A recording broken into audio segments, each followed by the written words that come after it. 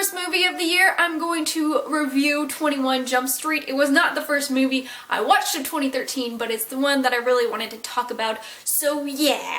You are now watching Elizziebooks. So 21 Jump Street is technically like a revival of the TV show. I think there might be another one coming out, not sure. I think it would be fun to have like a series of movies like this because the TV show was just as ridiculous. Let's be honest. It was like, I think late 80s, early 90s, starting like Johnny Depp and Holly Robinson Pete, who, you know, she makes a cameo in this movie, as well as some other original cast members. I'm sad who was it? The captain. He didn't show up in this movie. I think he might have passed away recently though, so that might have been it. I'm not sure. Maybe I'm just starting rumors. But basically, 21 Jump Street, this movie, stars Jonah Hill and Channing Tatum and Dave Franco and Nick Offerman and just a lot of great actors who I think are absolutely hilarious. I think there's a couple other people who were quite notable, but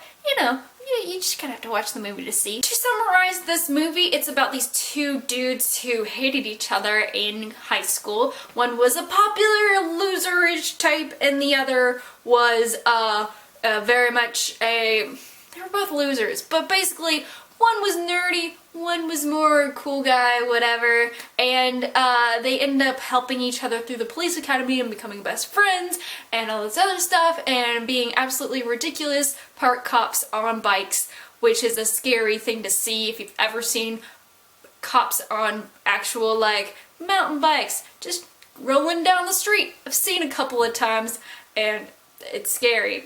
Anyways, these two dudes, they end up arresting this one guy and forgetting to read him his Miranda rights. And so you see Channing Tatum go from that to like, you know, some really good character development throughout the movie. That's something that I really like, is that they didn't just make him this like stupid character throughout. Like he actually learned some really awesome stuff. And, oh, I forgot, Dax Flame is in this movie. Dax Flame. Guys, really, like him and Channing Tatum together. Oh, yes. I loved it. I'm sorry, I used to watch Dax Flame videos back in the day. Oh, he's hilarious, and hilarious in this movie. He doesn't necessarily play like the exact same kind of thing, like this is actually like a fictional role. And so, whatever you feel about Dax Flame, yes, he's cool. I like him in this movie. There's a lot of great commentary of pop culture and as well as just life things. How do I say this? But there's a part where, you know, they're being told that they're gonna have to go to 21 Jump Street, and Nick Offerman says, yeah, it's this thing from the 80s, and they're kind of trying to bring it back, acting as if it's this new thing, and it's really not. And so I thought that was really cool that it was very, I guess, meta, I think that's the word to use. Basically, just being aware that this is a revival, remake, whatever you want to call it, of 21 Jump Street. Very aware of its own ridiculousness, I think. Along with that, there's a lot of great social commentary having to do with high school, especially when Jonah Hill, you know, when they have to go back, because in 21 Jump Street, they're basically these like late 20, early 30-year-old dudes going back to high school as undercover cops. And it's absolutely ridiculous, especially when even the coach is like, you look like you're late 20s, something like that, you know. He doesn't say anything about like, oh, kids are looking older these days or whatever, but it was just like, oh, this is looking ridiculous. But the social commentary part is more about, you know, when Jonah Hill is like, hey, you know, we have to go back to high school, all this stuff. I'm kind of like, whatever with this quote, but basically he's just like, oh no, I do not want to go back there. I had such a terrible, terrible time and all this other stuff. And then like they show up and high school is totally different, and his character Schmidt, who ends up being Doug or Brad, they get the names mixed up, so my brain is mixed up. So basically he ends up being a cool kid and Channing Tatum ends up hanging out with the losers.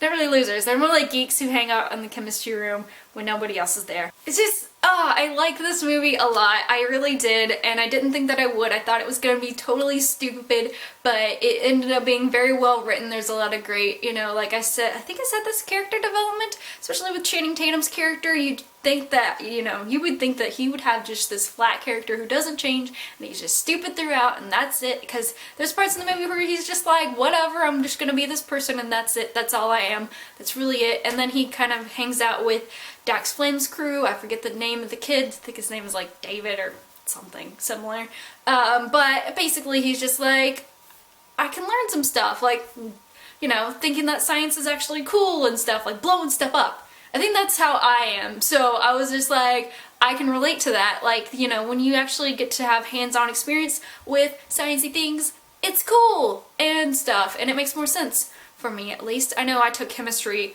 and my teacher was horrible and just made us read slides and take notes, and that was basically it, because I think he thought we were gonna blow up the school. But you know, to each his own. You bought us Taco Bell! Had to have been one of the best lines in the movie, like the most hilarious line in the movie, because he just like comes out and is just like, I thought we were good, I thought we were bros, and it's like, nope.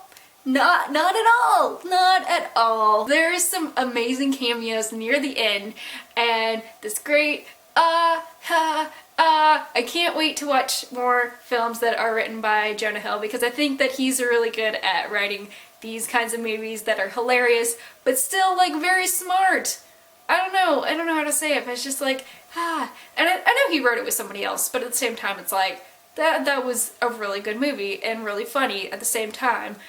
You can definitely have both, I feel like. I hope you all enjoyed this review of 21 Jump Street. Go check it out. If you have Redbox, that's where I got it from. Basically, if you sign up for their text messages, I think you get like a free DVD rental once a month. I'm not being paid to say this. They did not tell me to say this. I'm saying it on my own because I get them once a month, and then sometimes I forget about them, because it's like, yeah, for, you know, a couple hours today you can go and pick up a DVD for free and then bring it back tomorrow and it's free and free, and yes.